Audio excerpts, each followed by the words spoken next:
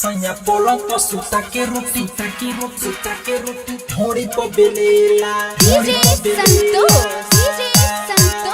ढोड़ी पर बेलेला सैया पलंग पर सुता के रोटी ढोड़ी पर बेलेला सैया पलंग पर सुता के रोटी ढोड़ी पर बेलेला सैया पलंग पर सुता के रोटी ढोड़ी पर बेलेला कोई से बताई लागता शरम कोई से बताई लागता शरम चढ़ली जवानी हमर हो जाता गरम चिप्स ताके दिया ताके दर्द बड़ी देला सैया पलंग पर सुता के रोटी ढोड़ी पर बेलेला सैया पलंग पर सुता के रोटी ढोड़ी पर बेलेला कोई से बताई लागता शरम आए हाय कोई से बताई लागता शरम चढ़ली जवानी हमर हो जाता गरम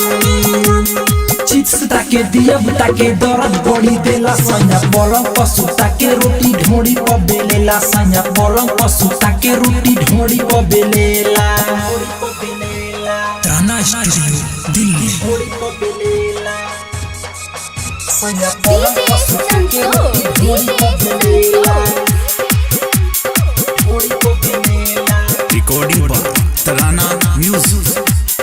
ढोड़ी पर बेलेला सैया पलंग पर सुता के रोटी ढोड़ी पर बेलेला सैया पलंग पर सुता के रोटी ढोड़ी पर बेलेला केतना कहियो पर हम लीला डाली के पानी लहंगा को दे लगीला आए हाय केतना कहियो पर हम लीला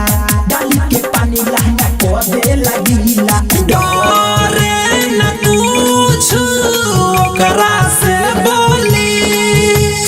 रोटी फुलावता खोली मोर चोली बात में हमके फंसा के राइचिया को देला सैया पलंग पर सुता के रोटी ढोड़ी पर बेलेला सैया पलंग पर सुता के रोटी ढोड़ी पर बेलेला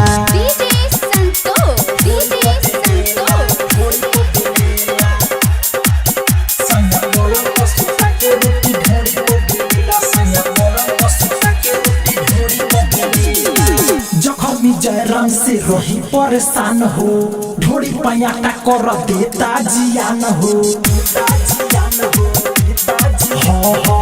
जखमी जयराम से रही परेशान हो ढोड़ी पयाटा कर देता जियान हो परदीप प्रेमी मुरारी अनमोल झाड़ देता लहंगा के भीतर सारा झोल सारी रात करेला लीला सुते नहीं देला सैया पलंग पर सुता के रोटी ढोड़ी पर बेलेला सैया पलंग पर सुता के रोटी ढोड़ी पर बेलेला सैया पलंग